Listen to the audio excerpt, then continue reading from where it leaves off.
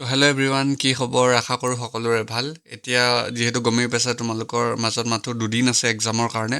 এতিয়া এই 2 দিনত তোমালোকে কি কৰিবা? 8 তাৰিখে আৰু 9 তাৰিখে মই তোমালোকক বুজাই দিছোঁ।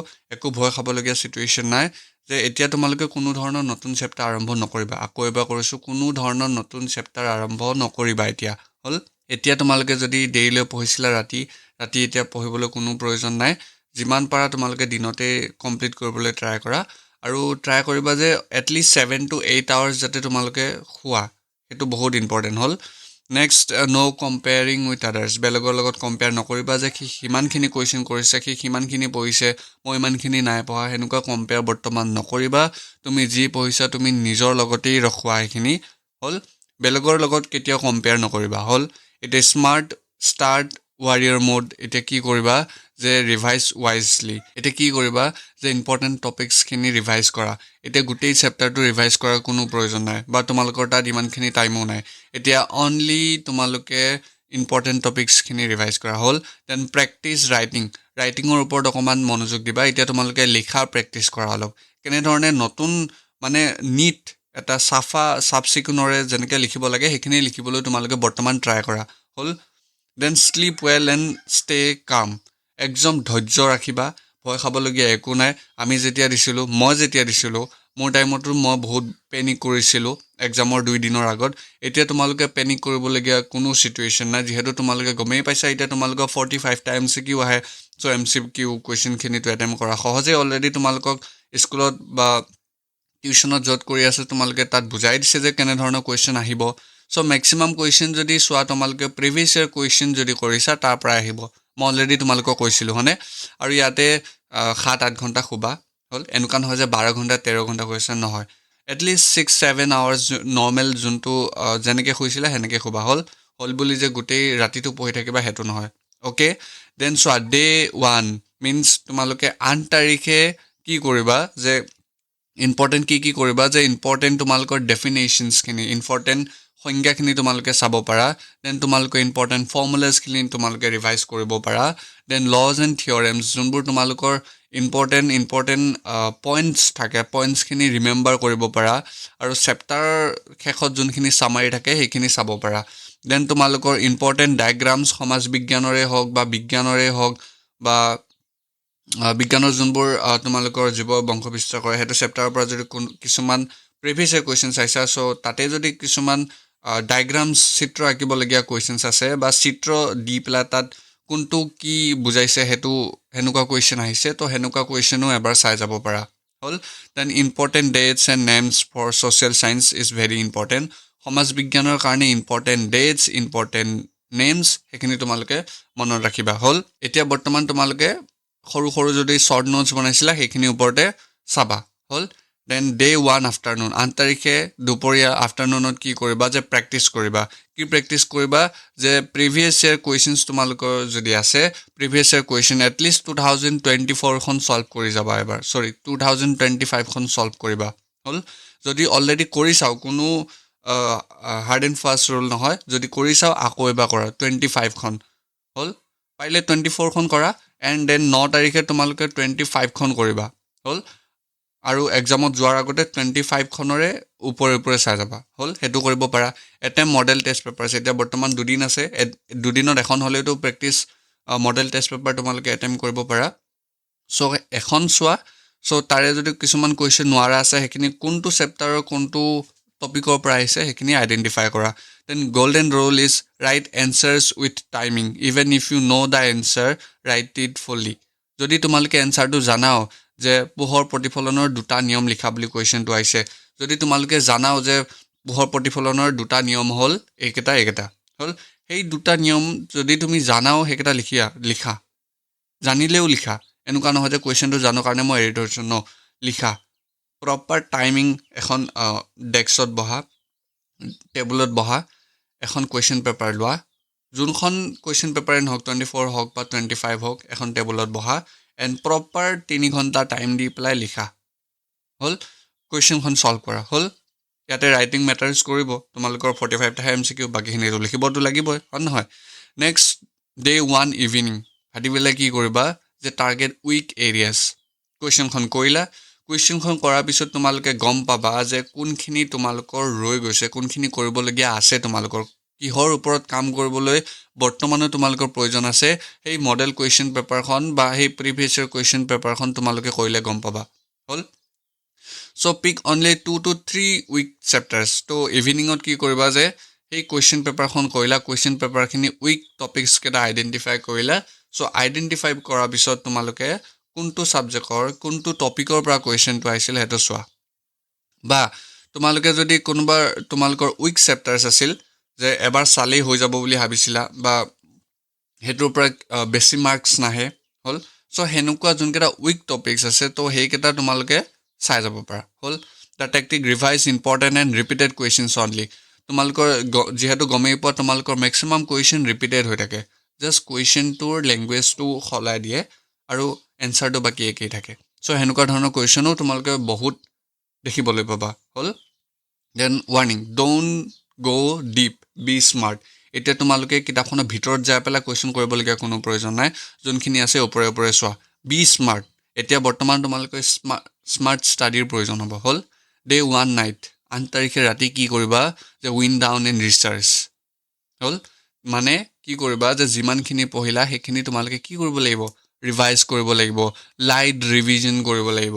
মানে যিমানখিনি ৰাতিপুৱাৰ পৰা কৰিলা, ৰাতিপুৱা কুৱেশ্যন পেপাৰখন দিলা, দুপৰীয়া কুৱেশ্যন পেপাৰখনত কি ভুল হৈছিল, কি শুদ্ধ হৈছিল এনালাইচিছ কৰিলা, উইক এৰিয়াজখিনি আইডেণ্টিফাই কৰিলা, তাৰ কি সলিউশ্যন হ'ল সেইখিনি লিখিলা। দেন নাইট তোমালোকে কি কৰিবা, ৰিভিজন। হ'ল? ফৰ্মুলাছ ৰিভিজন কৰিলা, কীৱৰ্ডছখিনি ৰিভিজন কৰিলা, দেন ইম্পৰ্টেণ্ট ডায়েগ্ৰামছখিনি ৰিভিজন কৰিব লাগিব। হ'ল? দেন শোৱাৰ আগত তোমালোকে 1 ঘণ্টা ৰেষ্ট ল'বা। হ'ল? 1 ঘণ্টা কোনো ধৰণৰ মোবাইল নিটিপিবা, কাৰো লগত কথা নাপাতিবা, যে ভাবিবা দিনটোত কি কৰিছা কি কৰা নাই। হ'ল? আৰু ভগৱানৰ নাম লৈ শুই থাকিবা। At least 7 hours sleep is mandatory. হ'ল?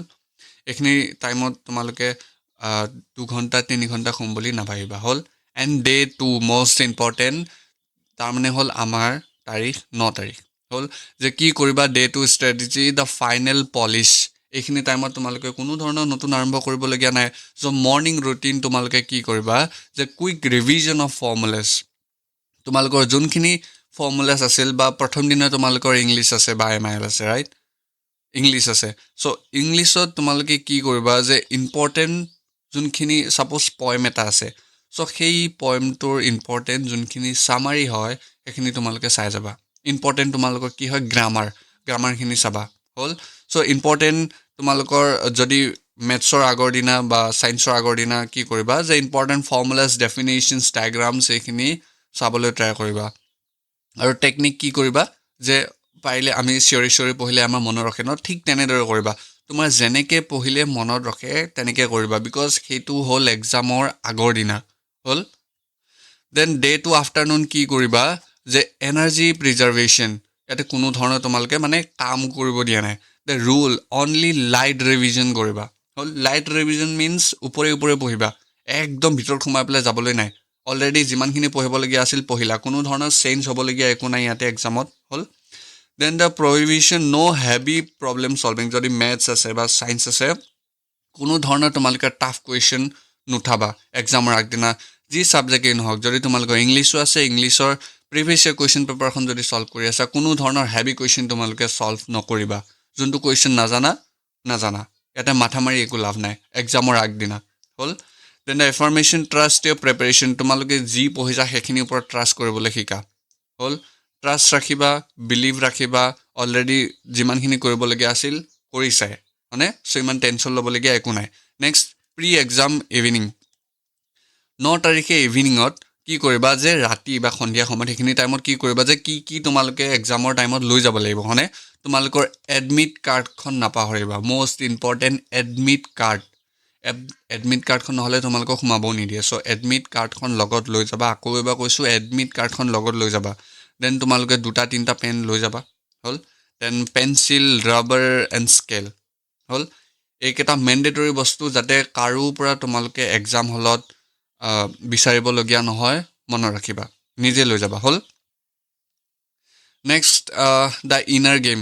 এটা ইমানখিনি যিহেতু পঢ়িলাই তোমালোকে, ইমানখিনিলৈ আগুৱাই আহিলা, এইখিনিত এতিয়া তোমালোকৰ এটা মেণ্টেল ষ্টেবিলিটিও লাগিব হয়নে চ' মেণ্টেল ষ্টেবিলিটি তোমালোকে কেনেকৈ পাবা যে নিজৰ ওপৰতে বিশ্বাস ৰাখা যে I have done my best I will stay calm মই ধৈৰ্যৰে কাম কৰিম মই এতিয়ালৈ নিজৰ বেষ্ট দিছোঁ আৰু এক্সামত মই বেষ্ট দি আহিম হ'ল এইখিনি তোমালোকে ইনাৰ মটিভেশ্যন থাকিব লাগিব হ'ল এটা game day means execution strategy কেনেদৰে কৰিবা যে এক্সামৰ দিনা read the question paper carefully question পেপাৰখন ভালদৰে চাবা তুমি এটা প্ৰথমটো কুৱেশ্যন জানিলা বুলিয়ে যে বাকীখিনি তোমালোকে এক্সাইটেড হৈ পেলাই যি টি ভাবিবা সেইটো নহয় এটা কুৱেশ্যন পাৰিছা ডাজন্ট মিন কি বাকীকেইটা কুৱেশ্যনো পাৰিবা বা প্ৰথম কুৱেশ্যনটো পাৰা নাই ডাজন্ট মিন কি বাকীকেইটা কুৱেশ্যনো তোমাৰ কাৰণে টাফ হ'ব এইটো একদম নাভাবিবা ইমান টেনশ্যনত নাযাবা যদি কুৱেশ্যন পেপাৰখনত প্ৰথম কুৱেশ্যনটো নাজানাও হ'ল চ' ষ্টাৰ্ট উইথ ইজি কুৱেশ্যনছ গোটেই কুৱেশ্যন পেপাৰখন চালা গোটেই কুৱেশ্যন পেপাৰখন চোৱাৰ পিছত যোনটো তোমালোকে ইজি পাইছা তাৰ পৰা আৰম্ভ কৰিবা হ'ল যে লিখিবা 1 নম্বৰ কুৱেশ্যনৰ ছাপ'জ 1 নম্বৰৰ 10টা কুৱেশ্যন আছে I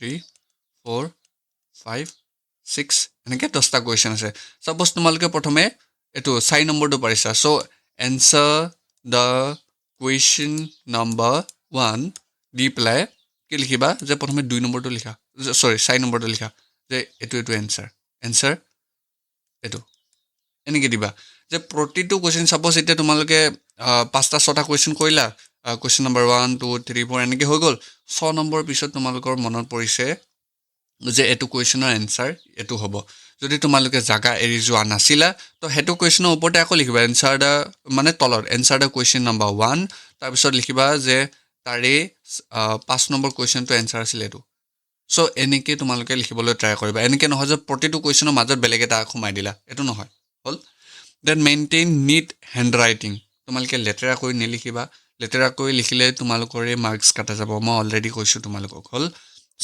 চাফ চিকুণ কৰি লিখিবলৈ ট্ৰাই কৰিবা then review 10 minutes for checking exam গোটেইখিনি লিখি হোৱাৰ পিছত অধৈৰ্য নহ'বা যদি টাইম আছে ধুনীয়াকৈ প্ৰথমৰ পৰা চেকিং কৰিবা যে কুৱেশ্যন নম্বৰ 1ৰ কুৱেশ্যন পেপাৰ লগত মিলাই চাবা যে এইটো কুৱেশ্যন মই কৰিছোঁ নে নাই কৰি চাবা যোনকেইটা পাৰ নাই গোল দি থবা হ'ল আৰু মেক্সিমাম ইনভিজিলেটৰ কি হয় যে কুৱেশ্যন পেপাৰত তোমালোকে দাগ দিব নিদিয়ে চ' নিদিবা তোমালোকে সৰুকৈ দাগ এটা দি দিলে কোনো ইমান প্ৰব্লেম নহয় কিন্তু তোমালোকে কুৱেশ্যন পেপাৰখনত ইমান আচ পাৰাপাৰি কৰি নাথাকিবা হ'ব দেন দ্য মাৰ্কছ বুষ্টাৰ তোমালোকে এক্সামত কেনেকৈ লিখিবা যে টেকটিক 1 আণ্ডাৰলাইন দ্য কি ৱৰ্ডছ যদি তোমালোকে কিবা এটা এনচাৰ লিখিছা ছাপ'জ ইংলিছৰে কিবা এটা পইম আছে ধৰি লোৱা এইটো পইমৰ ওপৰত তোমালোকে কিবা এটা লিখিছা চ' ইম্পৰ্টেণ্ট পইণ্টছখিনি আণ্ডাৰলাইন কৰা এনেকৈ হ'ল আণ্ডাৰলাইন কৰিবা আণ্ডাৰলাইন কৰি আহিবা এনেকৈ চালে যেতিয়া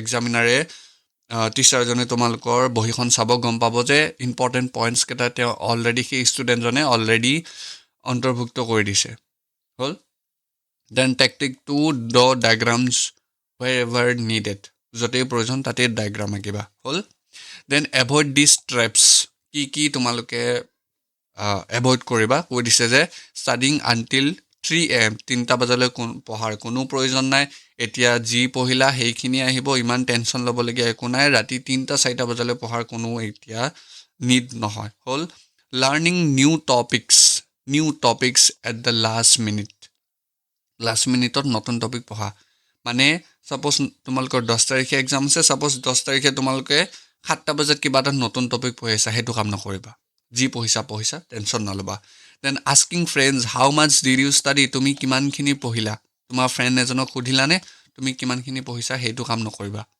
এক্সামত যাবা চুপচাপ এক্সাম দিবা নিজৰখিনি চাবা বাছ then overthinking after the exam is over exam শেষ হোৱাৰ পিছত আমি যে অভাৰ থিংকিং কৰিলোঁ ইয়াৰ কুৱেশ্যনটো ইয়াৰ এনচাৰটো এইটো আছিল ইয়াৰ এনচাৰটো এইটো আছিল বাছ যি হ'ল আৰু বেলেগৰ লগত ডিছকাছ কৰিবলগীয়া একো নাই তুমি যি লিখিছা সেইখন বহি অলৰেডি ছাবমিট হৈ যাব এক্সামিনাৰে গম পাব যে তুমি শুদ্ধ লিখিছা নে ভুল লিখিছা হ'ল ইমান টেনশ্যন ল'বলগীয়া একো নাই বাছ দেন ট্ৰাষ্ট ইউৰ প্ৰিপেৰেশ্যন এক্সাম হলত যেতিয়া আমি সোমাই যাওঁ হয়নে স্কুলখন দেখিলে আমাৰ ভয় লাগি যায় হয়নে যে আমাৰ আজি এক্সাম আছে চ' এক্সামৰ যোৱাৰ আগত তোমালোকে ভগৱানক সেৱা কৰি যাবা মষ্ট ইম্পৰ্টেণ্টলি তোমালোকৰ মা দেউতাক সেৱা কৰি যাবা। চ' প্ৰথম গুৰু হ'ল তোমালোকৰ মা দেউতা, হয়নে? শিকায়। চ' প্ৰথমে মা দেউতাৰ আশীৰ্বাদ লৈ একদম নামঘৰত চাকি তাকি জ্বলাই ধুনীয়াকৈ এক্সাম দিব যাবা।